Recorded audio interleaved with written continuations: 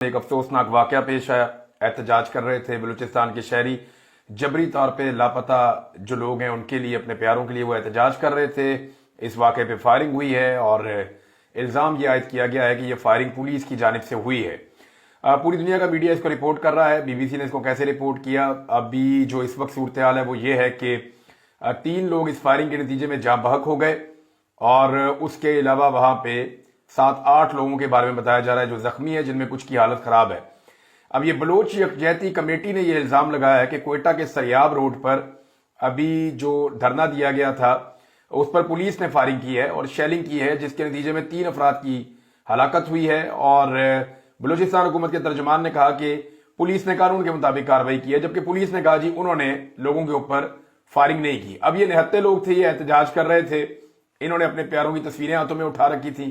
یہ ایسے تصویریں پکڑ کے تو وہ بیٹھ جاتے ہیں، خواتین بھی اور مرد حضرات بھی، پھر یہ احتجاج کرتے ہیں، تو یہ ایک نارمل ہے۔ یہ بلوچستان بھی آتے ہیں، وہاں بھی احتجاج کرتے ہیں، مختلف ایریاز میں، اسلام آباد آئے وہاں پہ احتجاج کیا، کوئٹہ میں احتجاج اکثر یہ کرتے رہتے ہیں، اور ان کا دھرنا ایک لمبے عرصے سے چلا آ رہا ہے، خاص طور پہ جو بلوچستان والا ہے کئی سال سے چل رہا ہے۔